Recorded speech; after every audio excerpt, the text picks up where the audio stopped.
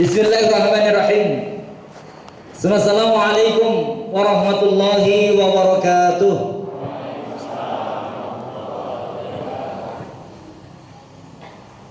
Alhamdulillahirabbil alamin. Wal 'aqibatu lil muttaqin. Wala udwana illa 'alal zalimin. Asyhadu an la ilaha illallah al-malikul haqqul mubin. Wa ashhadu anna Muhammadan abduhu wa rasuluhu shadiqul wa'dil amin. Allahumma salli ala Muhammadin wa ala ali Muhammad kama sallaita ala Ibrahim wa ala ali Ibrahim wa barik ala Muhammadin wa ala ali Muhammad kama barakta ala Ibrahim wa ala ali Ibrahim fil alamin innaka Hamidum Majid. Faqala Allah azza wa jalla a'udzu billahi minasy syaithanir rajim. Ya ayyuhalladzina amanu taqullaha wa kunu ma'as shadiqin. Wa qala aidan ya ayyuhalladzina amanu taqullaha wa qulu qawlan sadida yuslih lakum a'malakum wa yaghfir lakum dhunubakum wa may yuti'illaha wa rasulahu faqad faza fawzan 'azima. Wa qala Rasulullah sallallahu alaihi wasallam idza tabayya'tum bil 'aina wa akhadtum adnabal baqar wa raditum bizar'i wa taraktumul jihad sallallahu alaihi dullan la yanzihu hatta tarji'a ila dinikum. Sadaqallahu al-'azim wa sadaqa rasulul karim. Ikhwatal iman ma'asyiral muslimin, alhamdulillah di tahun baru Hijriah 1442 Hijriah, setahun berlalu, berharap amalan kita yang sudah kita tunaikan semuanya diridhoi oleh Allah Ta'ala insyaallah. Setiap upaya yang kita tunaikan, yang kita lakukan, benar-benar semuanya dimudahkan oleh Allah Ta'ala. Dan 1442 Hijriah ini pun mudah-mudahan segala pernak-pernik kehidupan tinggal di negeri kita Indonesia, suka dukanya, kesulitan demi kesulitan, ujian demi ujian, semuanya juga insya Allah Allah mudahkan karena keimanan kita insya Allah. Amin, amin. Bersyukur pada tahun ini kita disaksikan potret manusia, potret pendidik, potret guru, dan ini ciri orang bertakwa sebenarnya. Orang bertakwa ini punya ciri banyak. Salah satu cirinya itu mau peduli pada pendidikan anak-anaknya. Tidak mengandalkan para guru saja. Hari ini bisa bertanya pada para guru, para ustadz, para pengajar. Pesantren belum semuanya masuk. Teman-teman barusan membayar sepekan yang lalu, karena biar santrinya bisa kembali ke pesantren, bayar 150 juta untuk rapid test. Saya bilang ke teman saya ini, beliau pimpinan pesantren, Ustaz, pesantrennya udah masuk? Sudah. Saya sudah sejak Syawal yang lalu. Kami baru sepekan kemarin Pak Ustaz, untuk masuk itu ada syaratnya. Lah apa syaratnya? Kami harus dilakukan rapid test. Santri kami datang langsung rapid test. Itu kami habis biaya 150 juta. Saya bilang daripada untuk rapid test, mending tuh bangun masjid air. Lumayan 150 juta. Ya. Ternyata memang luar biasa. Lalu saya melihat lagi potret yang lain, karena kakak saya seorang ASN, guru agama PAI di SD Negeri Dawung dan di SD di Pekalongan sana. Saya tanya, sudah masuk? Belum. Kami belum ada sekolah, masih daring. Kami sekarang sedang membuka sistemnya daring iya berlaku dan apa nih, visit home. Home visit. Datang ke rumahnya ini 10 anak, datang ke rumahnya ini 7 anak, mana yang dekat, berganti-gantian. Karena ketakutan ternyata wali ini dengan model pendidikan yang sekarang ini sedang diterapkan oleh Indonesia kita. Maka saya berbangga, bersyukur di hadapan saya ini para bapak guru di tengah keluarganya yang peduli betul pada pendidikan putra-putri kandungnya, Dan para guru-guru ini begitu mulianya memperhatikan ini. Ciri orang bertakwa itu diantaranya al-ihtimam bitarbiyatil aulad. Dia peduli pada pendidikan anak-anaknya. Mudah-mudahan kita semuanya dijadikan orang-orang yang selalu mempunyai ciri-ciri orang beriman dan bertakwa ini. Dan kelak dengan ini pula kita bisa melahirkan generasi anak-anak yang benar-benar terdidik, ditarbiyah dengan pendidikan yang sesuai dengan pendidikan Allah dan Rasulnya, insya Allah. Amin Allahumma amin. Selebihnya mudah-mudahan rasa syukur ini pula bisa mengantarkan kita semuanya di majlis yang membawa kemuliaan kita dari Allah Ta'ala dengan ilmu. Dan kelak dengan ilmu ini kita bisa berpulang pada Allah Ta'ala, kepulangan kita dalam keadaan yang terbaik, husnul khatimah insya Allah. Amin Allahumma amin. Salawat beri salam kita aturkan pada qudwah hasanah Nabi Mustafa Nabi Muhammad sallallahu alaihi wasallam wa ala alihi wa ashabihi wa man tabi'ahum bi ihsan ila yaumil qiyamah. Ma'asyiral muslimin, Bapak Ibu sekalian, kita mengangkat tema hari ini orang tua sebagai pendidik, bukan penghardik. Kenapa kok diangkat tema ini? Karena banyak sekali hari ini kita dapati lahir di negeri kita ini orang tua yang tidak memahami karakter pendidikan, mendadak menjadi guru yang harus tampil sebagai seorang pendidik, yang ada cuma menghardik saja. Menghardik itu apa sih? Menghardik itu nesu-nesu, ya, nguneni. Kok nguneni? Nguneni memberi asi. Nguneni, muni-muni. Oh, nesu-nesu itu nguneni. Nguneni bukan memberi asi, bukan. Ngeneni. Kok ambil semuanya nguneni, ngeneni, neni. Bahasa Jawa ini mirip-mirip. Sulit ya, Bang. Kosakatanya banyak sekali. Kunduran mobil, bahasa Indonesianya nggak ada. Keterbelakangan mobil nggak ada. Nguneni, bukan ngeneni ya, nguneni. Marah-marah, adanya marah-marah saja. Padahal sebenarnya kemarahan yang muncul dari orang pendidik itu akan menghadirkan generasi penghardik. Coba lihat negeri kita ini. Ada seorang sutradara yang sedang menyusun film namanya Khilafah. Sudah diumumkan akan tayang 1 Muharram 1442 Hijriah. Film Khilafah dengan durasi sekian menit dibintangi oleh orang pada menunggu-nunggu. Ujung-ujungnya ujuk-ujuk begitu film itu mestinya tayang langsung diblokir oleh pemerintah kita. Gak ada film Khilafah itu. Muncullah film 2018 judulnya Tilek Butejo viral. Ya enggak, Pak? Hari ini yang viral film 2018 Tilek Butejo. Kisahnya emak-emak yang cuma gedugius, ya, ngomong sepanjang perjalanan dari rumah menuju ke rumah sakit Tilek Bulura. Butejo ngomong ngerumpi, bukan ngerasani. Terkenal Butejo, sampai terkenal ini. Viral di mana Butejo. Padahal itu film yang diperankan oleh seorang Siti Fauzia, wanita sehari-harinya nggak pernah berjilbab. Ya, nggak penting bagi mereka berjilbab itu. Tapi yang penting viral dengan peran Butejo berjilbabnya, bahwa orang berjilbab itu kebiasaan ngerasani. Diambillah banyak orang. Muncul generasi penghardik, viral, Khilafah tutup. Ketakutannya luar biasa.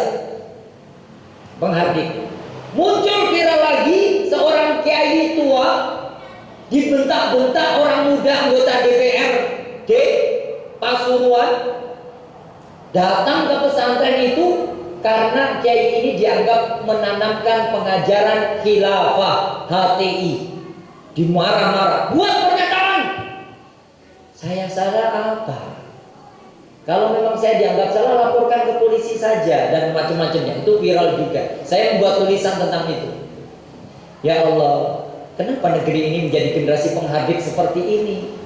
Dan anak muda kenapa sekarang berani menyuarakan lantang? Kenapa kepada HTI begitu bencinya mereka, kepada bendera tauhid begitu takutnya mereka, tapi kepada PKI begitu cintanya mereka, kepada senangnya mereka. Ada apa negeri ini sebenarnya? Karena terlahir dari generasi penghardik, sering menghardik, ngumpat-ngumpat, marah-marah, muneni, tidak ada sandaran yang tepat. Ciri PKI, oh ciri PKI itu ternyata menghardik, nguneni, ngumpat-ngumpat. Lalu bagaimana kiat-kiat kita ini? Mari kita bersama-sama mengingat kembali ayat yang pernah kita pelajari bersama di masjid ini juga, Quran surat An-Nisa urutan surat ke-9 ayat yang ke Quran surat An-Nisa urutan surat yang ke-4 ayat yang ke-9. Pernah kita pelajari ini. A'udzubillahi minasyaitonirrajim. Wal yakhsal ladzina law taraku min khalfihim dzurriyyatan di'afan khafu 'alaihim falyattaqullah falyaqulu qaulan sadida. Hendaklah engkau merasa khawatir sepeninggal kalian nanti, kalian meninggal dunia, meninggalkan dzurriyyatan di'afan, generasi yang lemah. Khafu 'alaihim, takutlah pada generasi yang demikian. Falyattaqullah, tanamkan nilai ketakwaan pada mereka. Falyaqulu qaulan sadida, dan hendaklah berusaha berkata yang benar itu benar adanya, yang batil batil adanya. Hendaklah mereka berpihak kepada kebenaran dan menjauhi segala kebatilan. Hendaklah anak-anak kita ini bersama dengan kebaikan demi kebaikan, dan hendaklah mereka menghindari kesalahan demi kesalahan, keburukan demi keburukan. Apa langkah-langkah kita? Tadi dalam kajian saya di Masjid Al-Ikhlas Sabrang Matese, saya sampaikan kita ini terjebak pada situasi dan kondisi yang disebut dengan pandemi. Terjebak kita. Pandemi ini amat sangat membuat anak-anak kita ini terpuruk pendidikan di sekolahannya, terpuruk pendidikan di madrasahnya, terpuruk pendidikan di lingkungannya, terpuruk semua di unsur pendidikan yang mendukung pada proses tarbiyah anak-anak kita ini. Padahal yang lalu sudah kita bahas, pendidikan terbaik itu peradaban dimulai dari masjid. Ternyata masjid ditutup. Saya merasakan kemarin karena jalan kaki dari kilometer 0 Jogja sampai kilometer 0 Karanganyar bersama 70 peserta. Tanggal 16, 17, 18 kami jalan kaki 3 hari 2 malam, anak-anak SMP. Salah satu masjid tempat yang biasa kami singgahi, begitu anak-anak masuk, gerbangnya sudah ada tulisan pakai MMT warna merah, masjid ditutup. Padahal itu masjid biasa kami transit.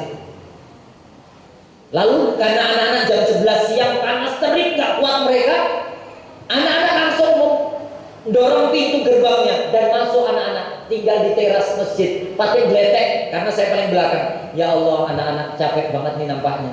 Jalan dari Jogja menuju Karanganyar dan panasnya luar biasa.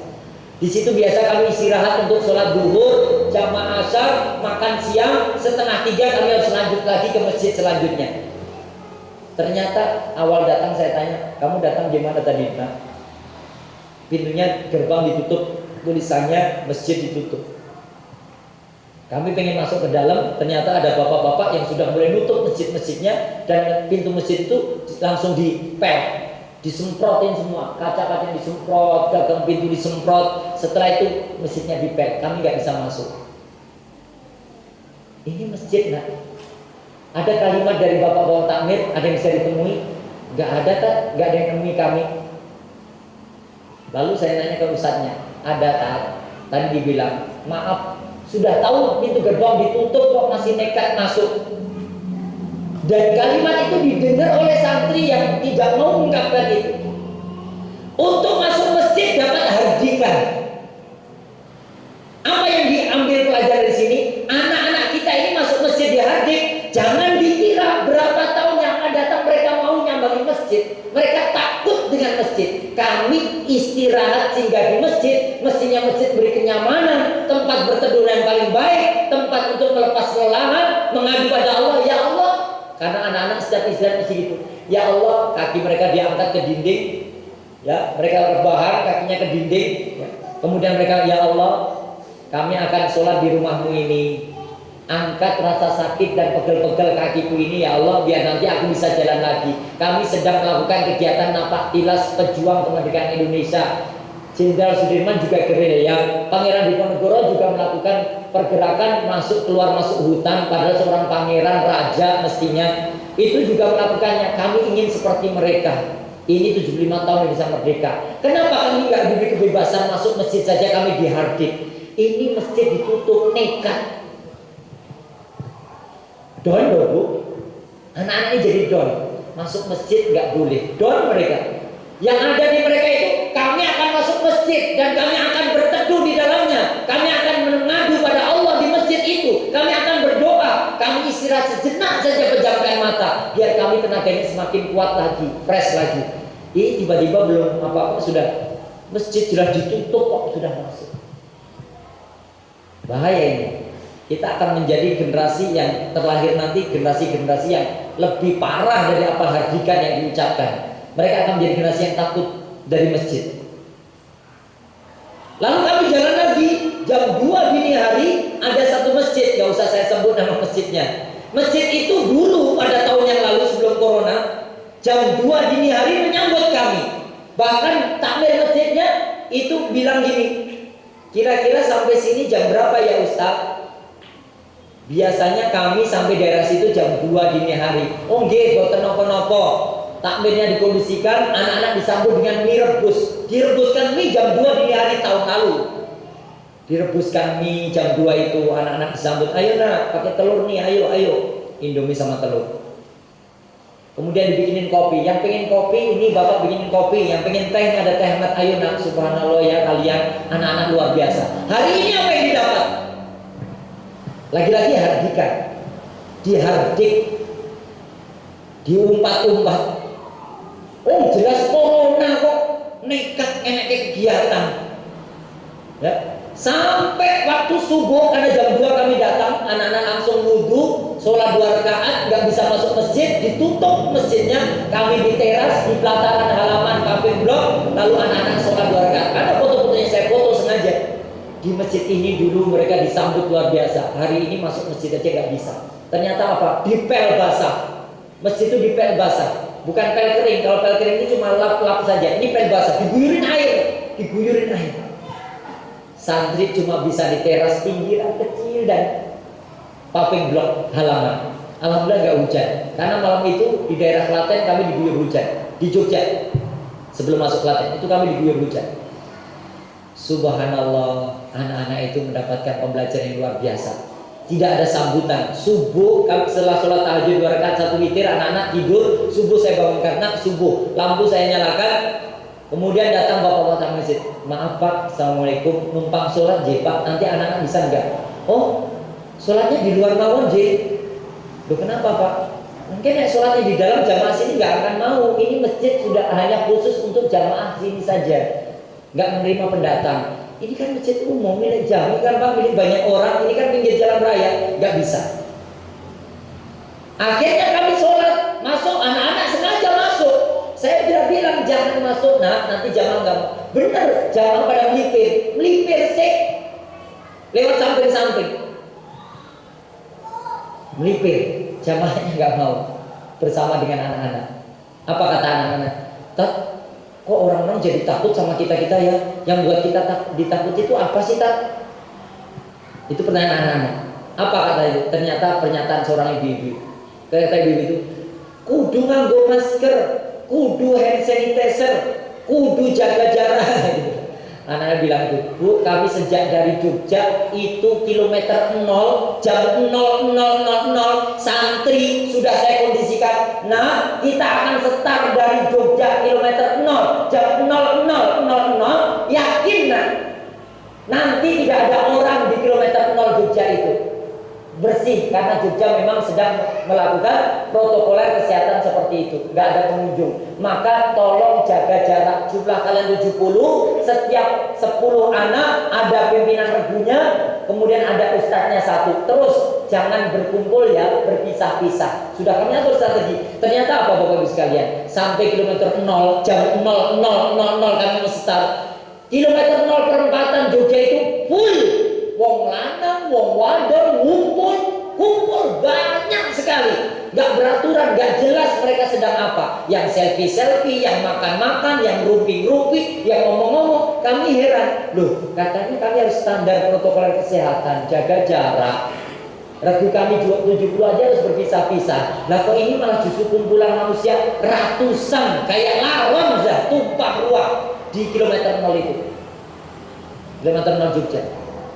Anak-anak menyaksikan kumpulan tempat kayak gitu aja berkumpul banyak-banyak. Kumpulan di masjid kok dilarang-larang. Ini kan secara langsung menghardik anak-anak masuk masjid, melemahkan generasi kita ini. Coba lihat. Ya. Belum lagi kalau viral Butejo Tilik dengan cascusnya ngomongnya itu viral lagi Pasuruan.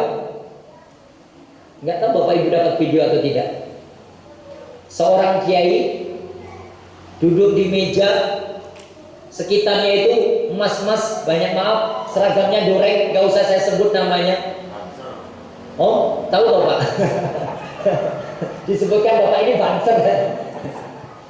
Sekitarnya itu langsung buat pernyataan bahwa kamu mengajarkan khilafah. Ya kalau saya salah saya di mana? Ini kan negara hukum, boy yang dilaporkan ke polisi. Biar saya ini nanti kamu akan ditangkap. Saya minta sekarang juga Bapak ini ditangkap.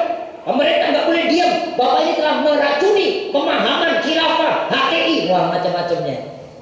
Dari viral itu Pak, Bu, itu hardikan seorang pemuda anggota Dewan DPRD kepada seorang kiai, itu sudah hardikan yang amat sangat menjatuhkan kalimat yang mulia, la ilaha illallah Rasulullah. Itu kalimat paling mulia di muka bumi. Dan ini viral. Kalau anak Bapak Ibu sekalian hanya menyaksikan HP dari daring online belajar sama gurunya, tidak menyaksikan itu tak masalah. Tapi itu viral kemana-mana dan disaksikan oleh generasi kita hari ini. Seolah-olah kalimat tauhid itu kalimat yang menakutkan. Pertanyaan. Berarti isinya sebentar aja ya. Pertanyaan banyak. Ya. Seolah-olah seperti itu.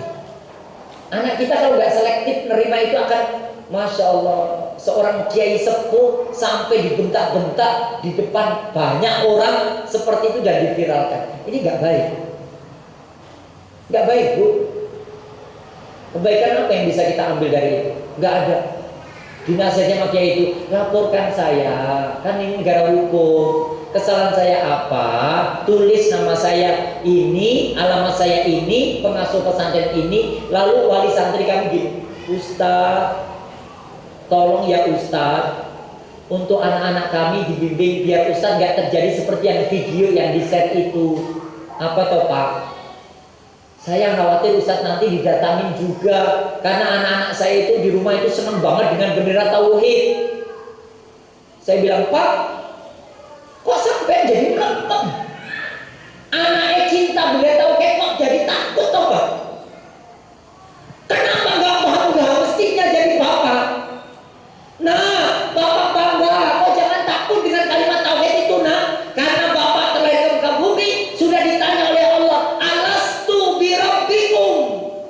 Buka Quran surat Al-A'raf urutan surat ke-7 ayat 172.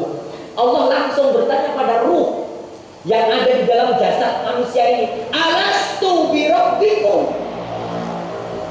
Pertanyaan Allah langsung, kamu gak yakin aku ini sebagai Tuhanmu? Alastu birabbikum, kamu apa gak yakin kalau aku sebagai Tuhan? Kan mestinya berarti kita harus menanamkan pada anak-anak kita ini kalimat tauhid. Alastu birabbikum. Ya. Yes. Kita harus selesai. Sejak bisa.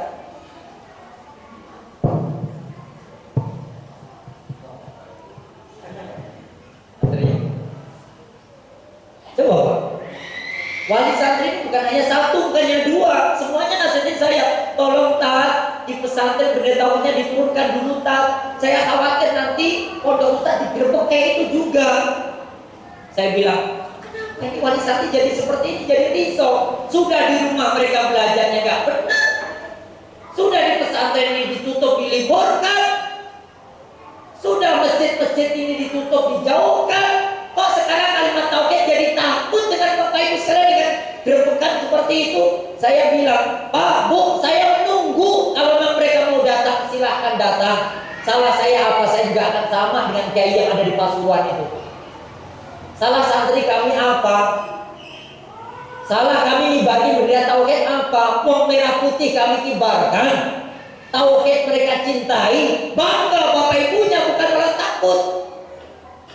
Ini sadar langsung anak-anak kita ini sedang dihardik oleh orang-orang yang memang sedang tidak suka dengan kalimat tauhid. Dan ini akan tertanam terus-menerus pada anak-anak kita kalau nggak segera kita stop. Kalau nggak segera Bapak Ibu sekalian aksi dengan keluarganya, nah ini kalimat paling mulia. Ayo nak beli bendera ini, pasang di kamarmu nak. Cintai itu, ucapkan terus, lafazkan berulang-ulang. La ilaha illallah. Nah, tiada Tuhan selain Allah. Allah sudah bertanya, alastu birabbikum. Bukankah aku ini Tuhanmu? Lalu ruhmu, ya dalam Quran surat Al-Alaq itu, ruhmu menjawab. Qalu, jawaban ruh yang ada dalam badan kita ini, semua ruh yang ada di muka bumi menjawab, bala. Ya. Bala syahidna. Betul ya Allah, Engkau Tuhan kami. Kami bersaksi bahwa Engkau adalah Tuhan kami. Bahwa Engkau la ilaha illallah. Itu sudah termaktub dalam Al-Quran sebelum kita lahir di muka bumi. Hari ini sedang kita ditakut-takuti dengan itu, digerebek, dibentak-bentak, shock terapi, seolah-olah mental kita dianggap jatuh dengan kalimat tauhid itu. Seolah kita sebagai HTI yang katanya dilarang oleh negeri ini. Gak bisa. Kalimat tauhid itu harus justru kita tanamkan pada anak-anak kita. Lalu bagaimana dengan adanya sedemikian rupanya orang-orang ingin menjauhkan generasi dari tauhid dengan hatikan merekanya? Langkah yang pertama sebagaimana disebutkan oleh Imam Al-Ghazali rahimahullah.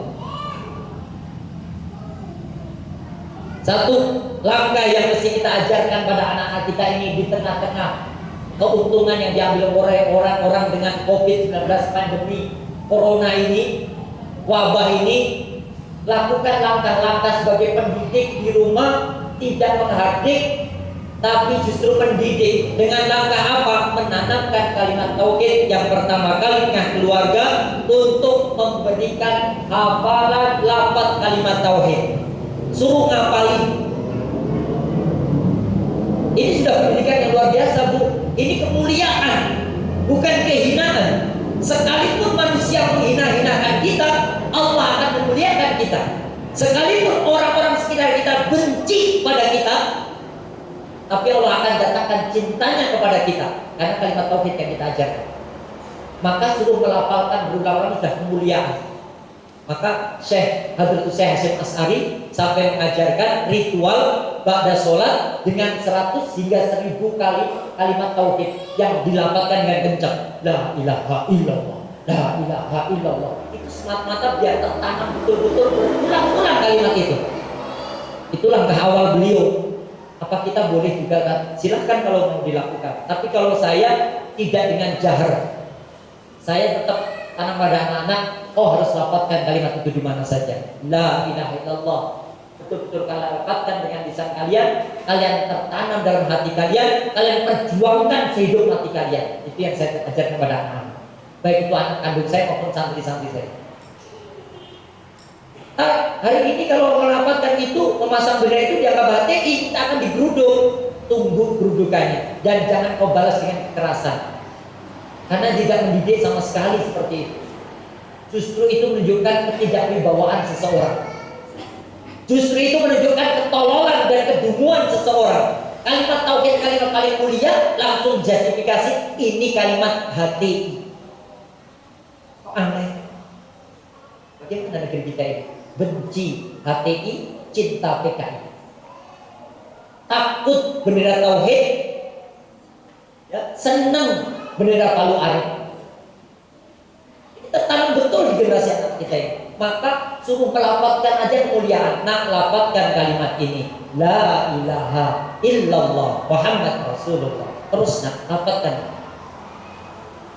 Gak di SMP negeri, gak di SMA negeri, gak di SD negeri, gak di fakultas negeri, gak di rumah, gak di masyarakat. Kalimat itu kalimat yang paling mulia, tidak ada tandingannya. Sehebat apapun seorang ayah mengajarkan rumus-rumus fisika, kimia, sehebat apapun sampai anaknya menjuarai kejuaraan dunia internasional di kimia fisika, tidak ada tandingan hebatnya dibandingkan seorang ayah mendidik anaknya dengan kalimat tauhid di rumah-rumahnya. Satu, suruh melafalkan saja udah kemudian. Momen yang tepat dikumpulkan keluarganya. Kumpulkan keluarganya. Ayo nak, kita lafalkan la ilaha illallah. Ayo lafalkan. Kok kayak aneh Pak Ustadz? Justru itulah yang dianggap oleh aneh-aneh orang-orang yang sedang membenci kalimat itu. Mestinya kita malah justru ini bukan keanehan, nah justru mestinya dari dulu kalimat ini yang diajarkan pertama kali. Kita belum lakukan, ayo lakukan ini sekarang. Ini sudah 1442 Hijriah, tahun baru sekarang, nah kita melakukan hal-hal yang baru. Dan itu yang baru ini baik semuanya. Satu, melafalkannya. Sudah dilafalkan, suruh menulis berulang-ulang. Hari ini sudah menulis berapa kali kalimat tauhid itu, suruh nulis saja. La ilah, tanpa melihat. Kadang-kadang anak kita ini masih apa namanya, nyontek, jiplak. Kalimat tauhid jiplak. La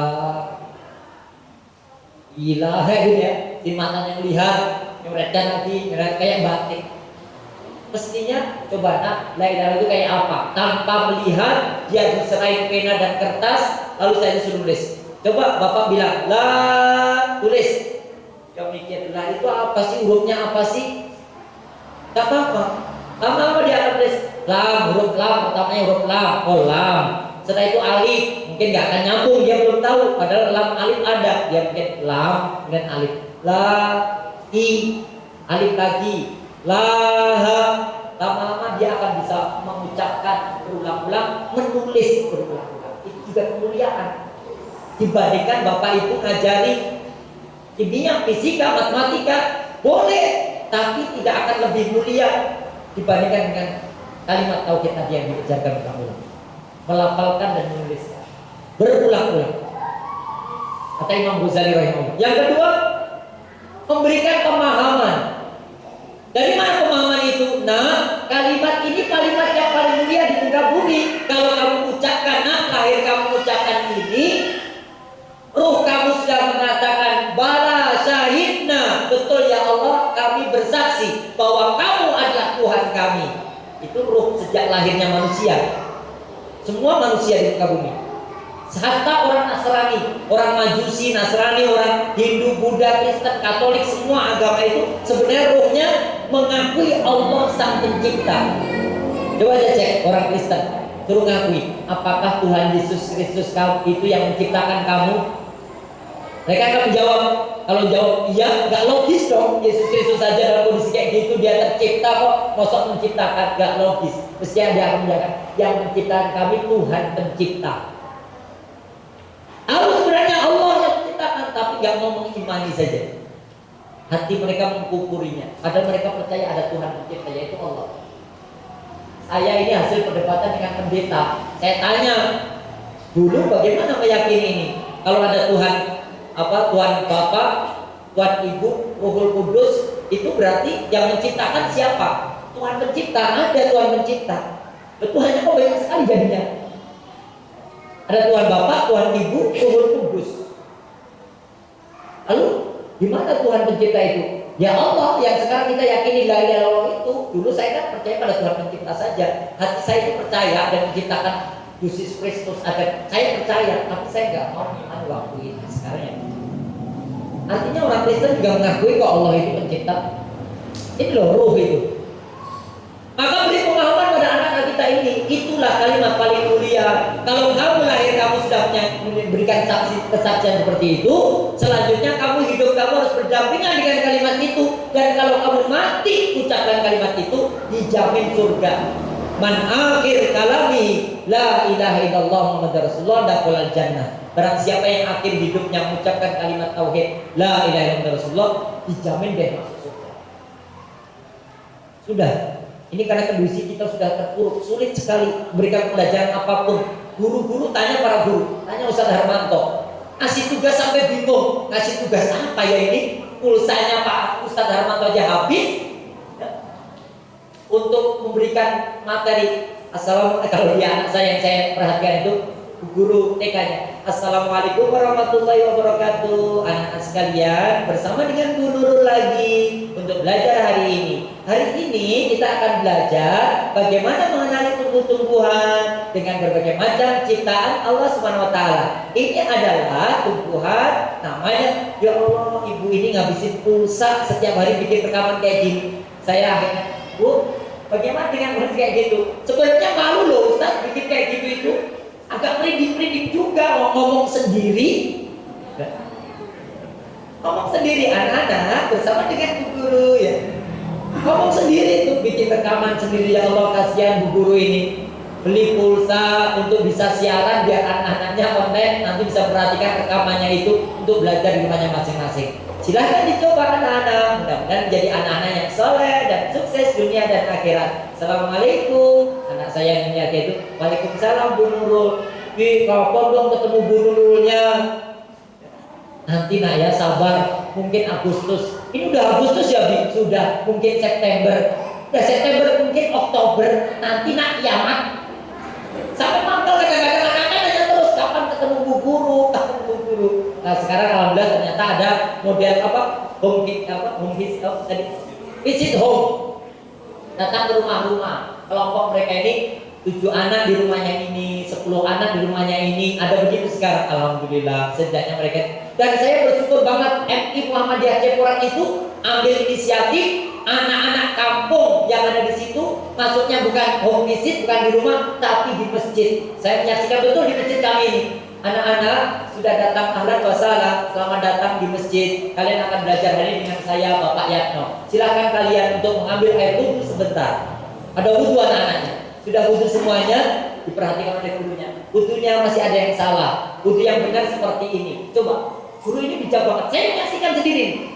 Wudhunya ada yang salah. Begini ya, nah wudhu yang benar itu. Kemudian setelah itu masuklah ke masjid. Baca doa, Allahumma ftahli abwaaba rahmatik. Oke, sudah masuk masjid. Sekarang pelajaran dimulai. Anak-anak dalam pelajaran IPS yang akan Bapak sampaikan, pelajaran IPS, tapi mereka sudah mengawali dengan wudhu, masuk masjid kaki kanan membaca doa, itu sudah luar biasa. Bahkan tahiyatul masjid 2 rakaat, itu luar biasa. Pelajaran IPS, pelajaran IPA, tapi mereka sudah dapat wudhu, masuk masjid langkah kaki kanan, membaca doa, sholat tahiyatul masjid 2 rakaat, mendoakan orang tuanya, ada sholat duha di situ sampai jam 10 mereka pulang. Saya menyaksikan pembelajarannya, ya Allah Pak, terima kasih Pak.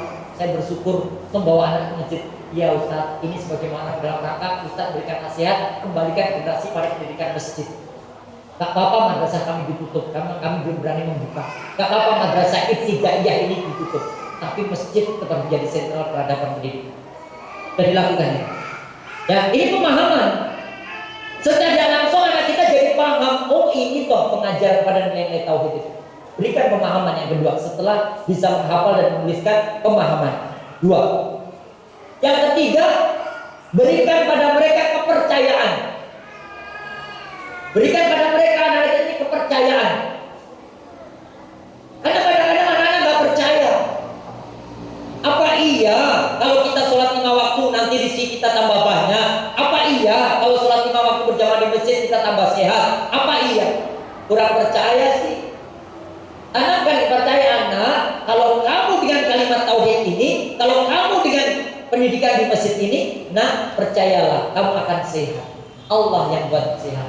Coba nak, siapa yang buat kamu terbangun di pagi hari? Allah. Percaya? Allah yang membangunkan kamu? Percaya. Siapa yang membuat kamu bisa sarapan tadi? Allah. Apakah ibu yang memberikan nasi? Bukan. Allah nak yang beri rezeki. Berikan percayaan.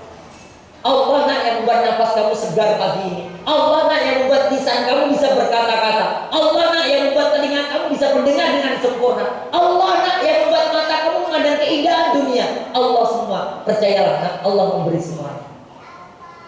Itu pembelajaran yang penting. Anak-anak kita disaksikan dengan pameran-pameran ngeri sekali. Pameran yang paling keji dan biadab manusia iblis yang ada di Baki. warung dekat Masjid Al-Aqsa, Sukoharjo. Ibu-ibu mungkin melihat bapak, ibu, 2 anak itu dibantai oleh tetangga sebelahnya. Hanya saingan bisnis rental mobil. Dan itu viral.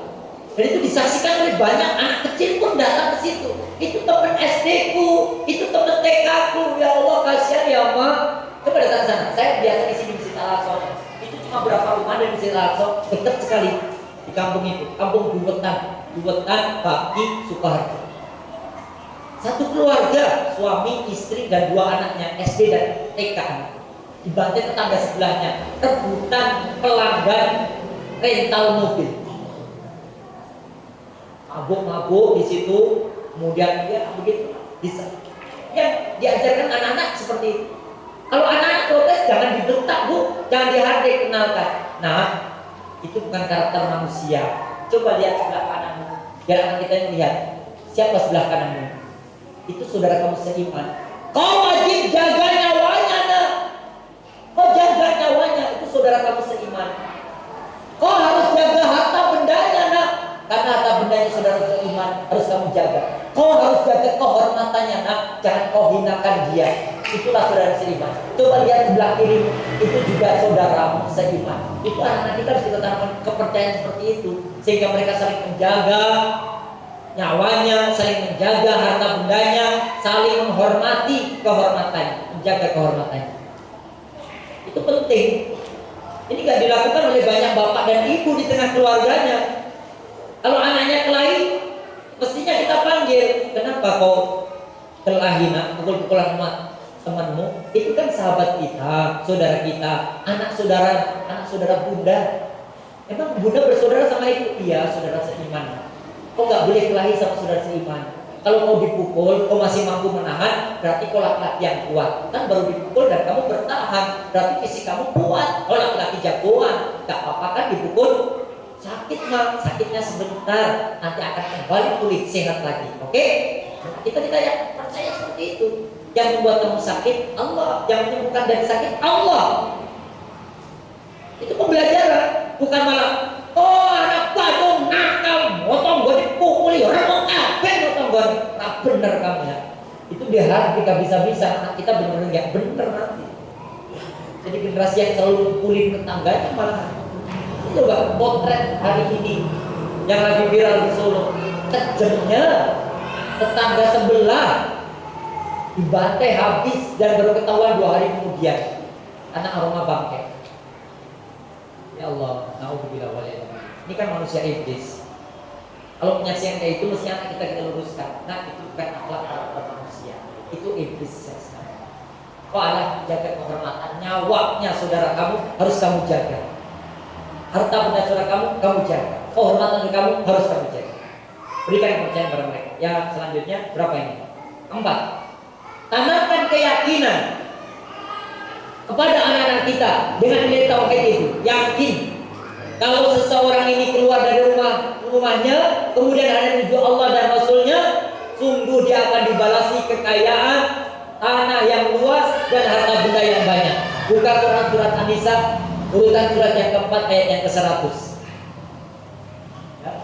Yakinkan pada anak-anak. Nah, kalau kamu keluar dari rumah, hanya Allah dan Rasulnya yang kamu tuju, kemudian kamu menuju Allah dengan la ilaha illallah Muhammad Rasulullah dan Rasulmu yang kamu tuju, kau akan mendapatkan harta benda yang banyak dan tempat tinggal yang luas.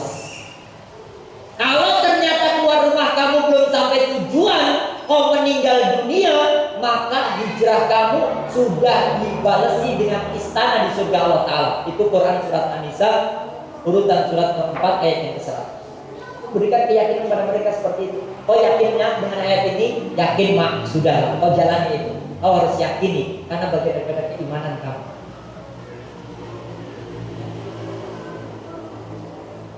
Lihat Bapak Ibu sekalian anak-anak kita ini seperti apa di rumahnya masing-masing. Saya nggak bisa bayangin. Ada jumlahnya jutaan anak negeri ini yang bukan putus sekolah, nggak sekolah lagi ya, gimana lagi? Sekolahnya daring itu bukan pendidikan. Pendidikan yang tepat itu seorang anak talak laki, ketemu langsung dengan gurunya. Seorang pendekar ketemu suhunya, melihat gerakan suhunya. Seorang santri penghafal Quran ketemu dengan muhafidnya. Bagaimana mintas-mintasnya kalau bisa jaki tadi ya? Menggunakan grup sin itu kayak bilang sisir ya tadi ya. Sampai lihat betul bentuk mulutnya kayak apa, mincisnya kayak apa. Ini juga melihat, cuma lihat dari online nggak bisa ketemu langsung gurunya. Namanya sekolah itu ketemu pak guru, bu guru, digugu, ditiru. Nah, sekarang nggak ada yang digugu, ditiru. Mereka di rumah, gurunya di rumah juga. Melihat dari HP, nggak bisa. Nggak bisa. Itu bukan pendidikan. Ya memang pendidikan, tapi ya sekian persennya itu jauh banget dari dunia pendidikan. Mestinya ketemu langsung. Talaqi. Mulazamah itu, talaqi itu ketemu langsung dengan guru-gurunya. Di hadapannya langsung. Oh dia tidur, oh dia lagi belajar benar-benar tekun, oh dia ini ternyata naik meja, oh dia lari-lari kalau belajar, oh ini harus tahu. Itu pembelajaran. Hari ini nggak tahu lagi. Oh anaknya lagi kemana? Lagi goes. Belajar jam sekian ngerjakan tugas, lagi goes. Kemudian ngerjakan tugas di pinggir sawah. Karena video gurunya sudah ada, dan dia di pinggir sawah ngerjakan tugas. Gak bisa. Pendahulu kita ini kalau mau belajar itu yakin betul ibunya sampai belikan jubah yang paling bagus, berikan sorban yang paling benar, memakaikan parfum minyak wangi yang paling wangi, memberikan bekal untuk belajar. Nak, ini bekalmu. Belajarlah nak pada gurumu, belajar adab pada beliau, berarti menatap langsung wajah guru, langsung bertemu dengan gurunya. Bahkan aroma keringatnya guru pun ditiru-tiru. Keringat guruku itu aromanya parfum wangi banget loh. Sampai begitu. Cara jalan guru itu seperti ini loh. Cara memakai hem seperti ini, cara pakai celana dihafal betul oleh murid-muridnya. Ini guru namanya. Hari ini enggak. Karena kita dibuat gak yakin. Pendidikan membuatnya yakin. Maka yang yakin itu adalah yakinkan pada mereka kalimat tauhid tadi. Yakinkan bahwa semuanya adalah karena Allah SWT. Yang kelima, 1, 2, 3, 4, 5 adalah anak-anak kita ini harus selalu kita buat pembenaran, membenarkan. Nah ini benar, betul Pak. Alastu birabbikum, apakah aku Tuhanmu? Kata Allah. Bala syahidna, betul ya Allah, engkau Tuhan kami. Benar. Gitu. Bagaimana nak dengan seperti ini? Ini benar Pak, ini salah. Kalau benar ikuti ya nak, yang salah tinggalkan. Betul. Apa nak ini? Ini salah Pak, aku nggak mau yang seperti ini. Ini pembenaran. Dia mengakui bahwa itu benar-benar salah. Dia nggak mau ikutin itu. Jangan berbalik. Film Kilek Butejo diikuti, film Khilafah diblokir. Diblokir oleh pemerintah film Khilafah itu. Belum sempat tayang, padahal itu sudah diiklankan. Saksikan film Khilafah, durasi sekian menit dengan bintangnya ini. Mengupas tentang khilafah di Nusantara, berdirinya khilafah Utsmaniyah di Nusantara, dari kerajaan yang ada di Aceh, Banten, Solo. Ya Solo itu termasuk diantaranya adalah kerajaan Islam. Sebelum Jogja, Solo dulu baru Jogja. Di Solo sudah menanamkan syariat Islam. Orang mencuri potong tangan pada Pakubuwono ke-10 atau berapa saya lupa. Keempat sudah dilakukan seperti itu. Kemudian Jogja baru setelah itu ada. Artinya Solo itu Islamnya lebih dahulu. Tapi yang kokoh kuat hari ini adalah Jogja. Dengan masjidnya apa namanya itu? Jogokaryan. Masjid Jogokaryan itu sentral luar biasa. Solo belum, tapi ini Pangeran Solo ada fotonya. Beliau sudah siap, kami siap menyambut tegaknya khilafah di Solo. Tapi kan orang pada takut, khilafah itu seolah sesuatu yang ditakuti. Bukan. Kamu mau menolak, kamu mau benci, mau nggak mau itu udah nubuah. Itu udah sabdanya Kanjeng Nabi. Nabi mengatakan telah akan terjadi tegaknya khilafah Islamiyah ala minhajin nubuwah, di atas jalan syariat Allah dan Rasulnya. Jalannya Allah dan Rasulnya, jalan kebenaran, nggak akan bisa ditolak-tolak. Mau dibenci, mau ditolak, mau dihadap, mau tetap akan tegak. Gitu. Sekarang diblokir film itu. Tapi yang dimunculkan film 2018 Tile yang Butejo tadi yang film menutup semua film khilafah ini. Dan banyak diikuti banyak orang. Jutaan orang akhirnya ke film Tile Butejo. Yang viral Butejo bukan khilafahnya. Ada siapa Butejo itu? Siti Fauzia, perempuan yang hari-hari nggak pernah berjilbab. Pemeran bintang filmnya itu nggak pernah berjilbab. Dia memerankan film Butejo, istri Pak Tejo yang dia berjilbab, kerjaannya ngerumpi, ngerasani terus, umpat-umpat, menghardik orang-orang terus sepanjang film itu. Isinya hanya gitu toh. Lalu akhirnya terkesan di tengah-tengah masyarakat, oh wong kudungane tibake gaweane ngerumpi ya, ngerasani ya. Seolah gitu, padahal itu Fauzia itu gak pernah berjilbab, seharinya gak berjilbab. Dia hadir ke resepsi pernikahan juga gak berjilbab. Foto-foto yang ada di dia juga ada jilbabnya. Sekalipun namanya Siti Fauzia Seikhoni, Siti Fauzia Seikhoni nama asli. Tapi enggak. Hari ini hati-hati dengan yang seperti itu trending topik hari ini. Akhirnya banyak diikuti, Butejo. Harus kita mantapkan anak-anak pembenaran. Kalau lihat film Butejo, Bapak Ibu harus mendampingi mereka. Ini bagaimana menurut kamu nak? Wah bagus Pak, ilah viral Butejo keren loh Pak. Padahal mestinya kita luruskan, nah ini keliru. Orang berjilbab itu nggak seperti ini. Kan mungkin dong orang berjilbab kok perasaan terus menerus. Itu ghibah, dan ghibah itu neraka loh. Kita harus luruskan begitu, bukan malah diiyakan. Kan lagi viral.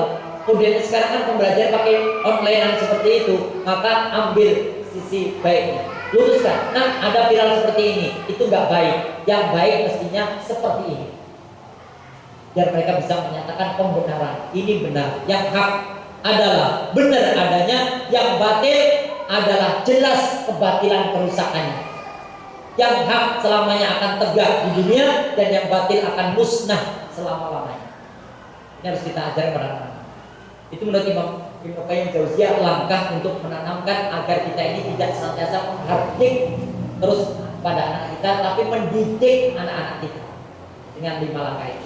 Kalau Imam Ibnu Qayyim Jauziyah rahimahullah cara menanamkan akidah, menanamkan keyakinan, menanamkan tauhid, menanamkan rasa yakin dalam hidup tentang kalimat la ilaha illallah, Imam Ibnu Qayyim Jauziyah rahimahullah menyebutkan satu, yang pertama, jangan pernah mengajarkan debat adu argumentasi tentang akidah pada anak-anak. Contohnya begini, santri ini ada yang pindah ke tempat kamu. Santri ini dulu di sekolah di salah satu pondok pesantren, tidak bisa saya sebutkan nama pondoknya. Santri ini sekolah di pondok pesantren sebelum pindah ke pesantren kami Nabi Duit, itu di salah satu pondok pesantren, di karenanya juga. Lalu pulang ke rumah bilang gini, Bapak, neraka. Wal isbalu finnar, orang yang memanjangkan celana sampai mata kaki di neraka. Bapak masuk neraka, Bapak nggak bisa masuk surga. Kenapa nak? Kata bapaknya. Kenapa nak? Apa tahu nggak Pak? Nabi itu sudah nyampaikan kalau orang dengan sengaja memanjangkan celananya di bawah mata kaki, itu namanya isbal, menutup mata kaki. Itu alasannya neraka. Bapak nggak bisa masuk surga. Kata siapa nak? Kata ustadzku di pesantren. Ketakutan bapaknya. Goblok, anak saya langsung berikan justifikasi pada bapaknya, finnar, di neraka, gara-gara celana saya menutup mata kaki. Lalu apa yang harus saya lakukan? Apa lakukan? Bapak harus pakai celana di atas mata kaki, dipotong, dan nggak di neraka, biar masuk surga. Waktu itu ya bapaknya takutan antara percaya dengan nggak percaya. Mau klarifikasi tabayun pada ustadznya, takut dong semua ustadznya celananya di atas mata kaki. Pulang selanjutnya, bapak jenggot dikerok terus. Mestinya bapak pelihara jenggot. Orang pelihara jenggot itu bisa masuk surga. Kenapa jenggot bapak nggak dipelihara? Tolong pelihara jenggotnya biar bapak masuk surga. Kalau nggak, bapak menghilangkan sunnah, neraka, benci pada Rasulullah. Bapaknya neraka terus. Coba Mau didebat bagaimana? Anaknya belajar pesantren. Mau didebat bagaimana? Bapaknya menganggap masuk pondok pesantren itu baik, keren, ya, paham syariat. Lama-lama ibunya yang risih. Jangan-jangan aku nggak pakai jilbab juga neraka nanti gitu. Nah, bagaimana dengan mama? Kalau papa celananya bawa mata kaki neraka, gak pelihara jilbab neraka. Kalau mama bagaimana? Apalagi mama wanita keluar rumah harus tutup jilbab, rambutnya gak boleh kelihatan, harus tutup. Mama belum sanggup, nah, mama ini belum bisa. Karena di kantor mama gak ada yang pakai kerudung. Masa mama harus pakai kerudung sendiri? Tapi mama nanti bisa masuk neraka. Mama pengen neraka apa surga? Ya pengen surga dong. Kalau gitu pakai kerudung, gak apa-apa. Terus saya debat itu, akhirnya resah, keluarga ini resah. Singkat cerita, corona. Anaknya nggak bisa balik pondok, pondoknya masih libur. Anaknya galau, nggak ketemu ustadznya, hanya setoran tahfidz saja dari HP, nggak ada pembelajaran tentang macam-macamnya. Anaknya galau. Pak, aku pengen balik pondok, pondoknya belum masuk, nah, belum, ini masih corona, belum bisa. Tapi Pak, kalau nggak bisa masuk ketemu sama ustadz, aku sholat jamaahnya semakin males nanti. Kalau Pak cariin pondok yang sudah masuk. Nah, ketemu Imam Nasi, pondok saya sudah masuk. Daftarin, saat boleh ya anak saya daftarin sini karena anak saya itu pengen masuk pondok asalnya belum bisa masuk. Terus cerita tentang apa benar taat kalau celana di bawah mata kaki itu adalah neraka. Terus cerita panjang lebar itu. Boleh Pak bawa ke sini putranya, dipindahin Bu. Saya tidak mengajarkan anak pada debat argumentasi tentang keyakinan, jangan sampai. Anak-anak udah yakin dengan itu, biarkan saja. Tapi yang langsung fakta saja. Datanglah itu dibawa anaknya daftar. Insya Allah nanti anak saya daftar. Karena tahu bahwa mau datang, saya pakai celana levis. Memang saya biasa kadang-kadang pakai levis. Saya nggak selamanya berjubah begini. Kadang-kadang kalau saya harus safar ke Pekanbaru, ke Padang, ya saya pakai levis selama safar. Tapi di pengajian ya jangan pakai levis. Ya. Masa isi pengajian saya pakai levis? Saya pakai levis. Lalu anak ini bilang gini, ustadznya celananya tutup mata kaki. Masuk ya ustadznya masuk merokok. Langsung, kenapa nak? Assalamualaikum, ahlan wa marhaban. Kaifa hal ya akhi? Saya bilang gitu. Ahlan bik. Ana bi khairin wa afiyatin. Wa kaifa hal ya ustaz? Kata dia. Ana bi khairin wa afiyah kata. Masya Allah. Aina tadrus ya bunayya? Wahai anak kecil, wahai ular, kamu sekolah di mana nak? Dia nyebutin. Adrusu fi mahadi, nyebutin. Saya belajar di pesantren ini. Terus sampai akhirnya masalah celana tadi. Dia melihat terus, lihat terus. Kenapa? Apa nggak boleh nak pakai celana dia? Nggak bisa. Kata ustaz saya kalau pakai celana di mata kaki itu masuk neraka. Nah, cara pintu masuk surga itu banyak. Bukan hanya masalah celana. Kamu boleh masuk surga pakai celana? Boleh. Ya Allah, saya pengen masuk surga karena celana. Ya boleh, celanamu di atas mata kaki, boleh. Tapi ada orang lain lagi, ya Allah saya pengen masuk surga karena sedekah. Ya Allah karena saya masuk surga karena senyum terus pada saudara. Ya Allah saya mengentaskan kemiskinan dari orang-orang sekitar saya bantu dengan sembako. Ya Allah, apakah ini surga? Banyak cara itu surga, bukan karena celana saja. Saya akhirnya sama anak itu, bapaknya bilang, yo kan, kalau ustadznya aja begitu, masuk ya ustadznya akan mengajarkan kamu masuk neraka, kan nggak mungkin kalau bukan berarti membolehkan juga untuk celana bawah mata kaki. Saya jawab karena ada unsur kesombongan. Sengaja memanjangkan kain, ada unsur kesombongan. Ini nggak perlu didebat bagi anak-anak, langsung lihat fakta saja gitu. Langsung dia lihat, oh ustadznya juga ternyata tak masalah. Itu nggak akan bisa keyakinan. Maksudnya Bapak Ibu sekalian, jangan ajarkan debat argumentasi masalah keyakinan. Itu berarti selama dia yakini itu baik, mantapkan dia di atas kebaikan itu. Akidah gak bisa kita rubah-rubah, itu keyakinan. Yang usul, yang pokok gak bisa kita merubahnya. Kenapa sebabnya? May yahdillah fala mudhillalah. Barang siapa yang sudah Allah beri petunjuk, gak ada orang yang bisa menyesatkan. Wa may yudlilhu, dan barang siapa yang disesatkan oleh Allah fala hadiyalah. Gak ada orang yang bisa berikan petunjuk. petunjuk itu hanya dari Allah, hidayah itu dari Allah. Kalau anak sudah dapat petunjuk, kasih support dia. Kita jangan debat-debat urusan itu. Ya? Bapak tadi benar, langsung tuh ustadznya pakai celana dia bawa mata kaki, apa ya ustadznya ngajarin ke rokok. Itu udah langsung konkret, belajar langsung. Baru saya katakan, nah masuk surga itu pintunya banyak, bukan dari celana saja. Kalau celana kamu menutup mata kaki karena sengaja kamu panjangkan, kalau ustadz ini karena belum sempat motong saja. Saya bilang gitu, ini belum sempat motong. Memang saya beli celana udah panjang seperti ini. Bukan saya yang jahit, datang penjahit, tolong penjahit lepis, saya bikin celana dari kain ini, tolong dibuat celana saya di bawah mata kaki, biar saya kelihatan agak kelebihan kain, karena saya bisa beli kain lebih panjang daripada orang lain. Bukan, karena beli lepis ya udah panjang kayak gitu. Kalau sempet ya dipotong, kalau enggak ya enggak masalah, pakai saja, bisa dilipat, dilingkis. Begitu. Kalau rumput, kalau nanti harus diajarin adu argumen debat masalahnya. Satu yang pertama, kata Imam Sufyan Jauziyah. Yang kedua, sudah 1 jam ini ternyata. Jadi mulai bicara tadi. Yang kedua, sibukkan anak-anak ini dengan membaca Al-Quran dan tafsirnya. Saya yakin Bapak Ibu sekalian ini belum sehari bisa baca ayat Al-Quran, ayatnya dibaca dan tafsirnya, terjemahannya. Saya punya sahabat miliarder, pemegang tender proyek Provinsi Jawa Tengah yang akan dialokasikan ke kabupaten seluruh Jawa Tengah. Orang Wonosobo. Itu usianya beliau 46 tahun hari ini. Baru khatam pertama kali tanggal 5 Agustus yang lalu. Dan saya pas kodarullah datang ke sana, tiba-tiba di rumahnya, ini kok ada sayur asem banyak banget, ada sambal, ada gerai, ada tempe kemul, ya. Tempe yang pakai apa? Pakai terigu, tempe kemul sebutnya. Di sana namanya. Apalah, mendoan. Kemudian banyak sekali kok kayak pesta. Ternyata apa?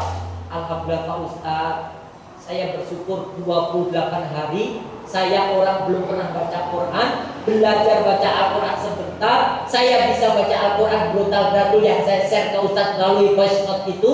Alhamdulillah Pak Ustadz, 28 hari saya khatam sekali. 46 tahun Ustadz saya baru baca Al-Quran dari juz pertama Al-Fatihah sampai Anas baru kali ini. Ya, bersyukur luar biasa. Ali santai. Sehari saya baca 1 juz. Saya, kalau Bapak Ibu dengarkan bacaannya, dia waktu awal-awal, saya dosa enggak, bacanya kayak gitu. Alladina yunfikuna bi saroi toroi, nah gitu bacanya. Awal-awal, tapi terus dia continue sehari 1 juz. Setelah selesai 1 juz, dia baca tafsirnya, terjemahannya. Setelah selesai baca terjemahannya, dia buat sinopsis, ringkasan. Yang paling menyentuh 1 juz itu apa? Selalu di-share kepada saya. Bagaimana Ustaz? Subhanallah. Luar biasa. Ya. Dan menyibukkan diri dengan membaca Al-Quran serta tafsirnya, itu bagian daripada kemuliaan mahabbatullah, kecintaan Allah yang dikarenakan pada seorang hamba. Kejar kecintaan Allah itu. Karena saya yakin mayoritas kaum muslimin di Indonesia belum melakukan itu. Menyibukkan diri dengan baca Al-Quran terus-menerus dengan terjemahannya, tafsirnya. Coba mulai 1442 Hijriah, jangan sama dengan 1441 kemarin. Ini ada hal yang baru. Biarlah membuat orang-orang itu kok aneh sekarang, kerjaannya kayak gitu mulu, baca Quran dengan terjemahannya aneh. Biarlah menurut orang aneh, menurut Allah Subhanahu wa taala dengan kecintaan. Biarlah dibenci oleh banyak orang sekitar kita, tapi Allah datangkan cintanya pada kita. Biarlah dijauhi oleh manusia sekitar kita, tapi Allah akan semakin dekatkan dirinya kepada diri kita. Masya Allah. Itu mestinya kita sibukkan diri dengan membaca Al-Quran tafsirnya. Yang ketiga, sibukkan dengan membaca hadis dan terjemahannya. Dia tidak menghadir terus. Anaknya kayak apa aja, langsung, nah baca hadis yang ini ya. Beli buku hadis Arba'in Imam Nawawi. Beli buku itu dulu, hadis Arba'in, dari hadis pertama sampai yang ke-42. Atau yang ke-40 atau yang ke-30 di stop dulu mungkin bagaimana tahapannya Bapak Ibu sekalian di rumah. Nah, baca hadis pertama ya, baca hadisnya dan terjemahannya. Gak lancar bun, gak lancar gak apa-apa. Nah, yang penting kamu baca hadisnya, terjemahannya jangan lupa ya. Dan kasih tugas itu. Setelah mereka membaca baru tentang apa nak hadis pertama tadi. Ya kita sudah membaca duluan, jangan bertanya kita belum baca. Nanti gak bisa diskusi dengan mereka. Oh tentang ini bun hadis pertama tentang niat. Kalau begitu ya, tentang niat. Oh tentang niatnya itu bagaimana? Yang niat kita itu selalu kepada Allah dan selanjutnya. Itu bagus. Sibukkan kan begitu. Di sela-sela aktivitas harian kita ada tugas-tugas menyibukkan diri dan anak-anak kita biar tidak ada hentakan-hentakan, tidak ada hentikan marah-marah, baca hadis dan terjemahannya. Itu pengendali rem hentikan-hentikan yang ada. Yang keempat terakhir 1 jam lebih 5 menit. Sibukkan dengan amal ibadah ruh. Amal ibadah ruh itu apa? Sholat tepat 5 waktu dibawa berjamaah, qobliyah ba'diyah ditertibkan. Nah, ada qobliyah subuh namanya sholat fajar, lebih baik daripada dunia isinya kerjakan ya nak qobliyah subuh. Nah, ada qobliyah duhur 2 rakaat itu qobliyah duhur. Ba'diyah duhur ada nak 2 rakaat.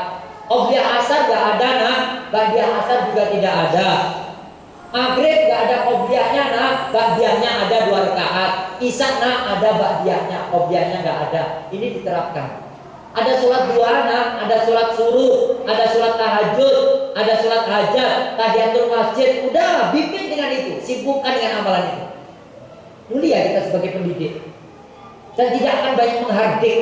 Yang ada hanya perintah-perintah kebaikan saja. Dan kita akan dimuliakan oleh Allah Ta'ala. Diri kita, keluarga kita, generasi kita dimuliakan oleh Allah Ta'ala. Sibukkan dengan amal ibadah, amal-amal ibadah ruh ya.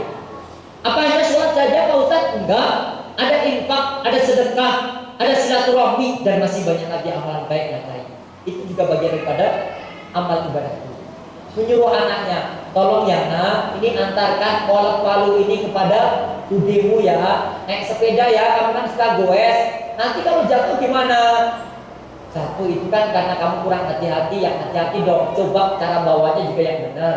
Ini gantungkan, bawa tas, ya, masukkan dalam plastik. Masukkan pada toples, dah aman, gak akan bocor, gak akan rembes. Kamu sampai ke rumah budemu, antarkan kolak ini. Itu dalam rangka mendidik silaturahmi. Bilang apa kamu tadi ke bude? Pertama salam, assalamualaikum bude, disuruh sama ibu untuk mengantarkan ini kolak bikinan ibu. Mudah-mudahan barokah ya bude untuk doanya. Oh ya mampir di sini, bude juga bikin kue nih. Itu silaturahmi. Bude, emas mana bude? Sepupuku mana bude? Itu kan silaturahmi.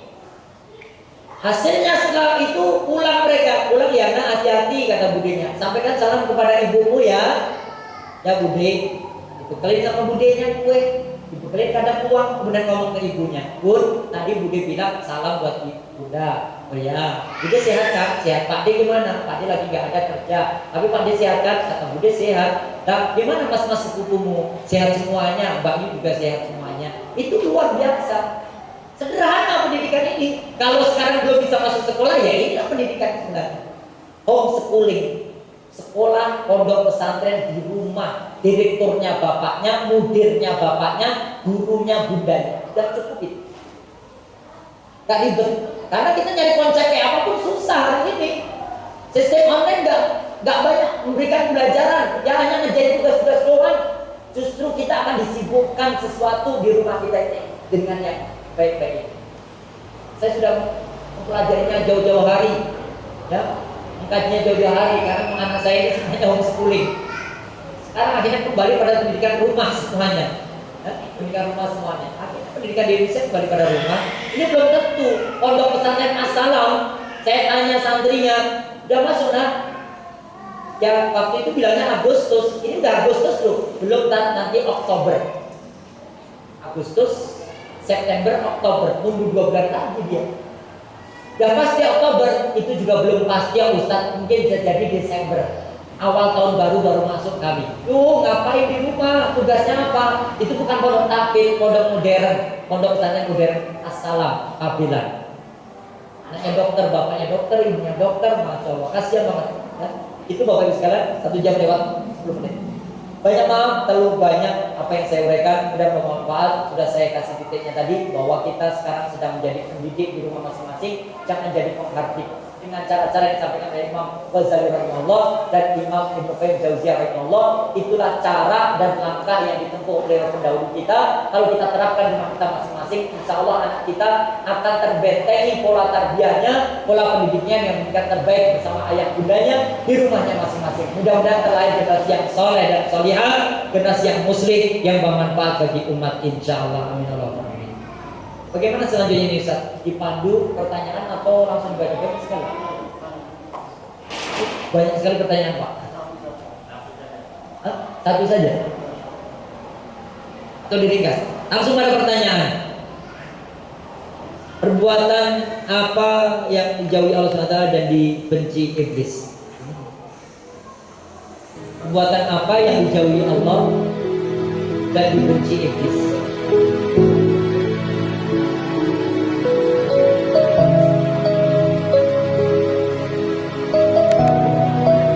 Belum maksud, banyak maaf belum bisa menjawab. Perbuatan apa yang dijauhi Allah dan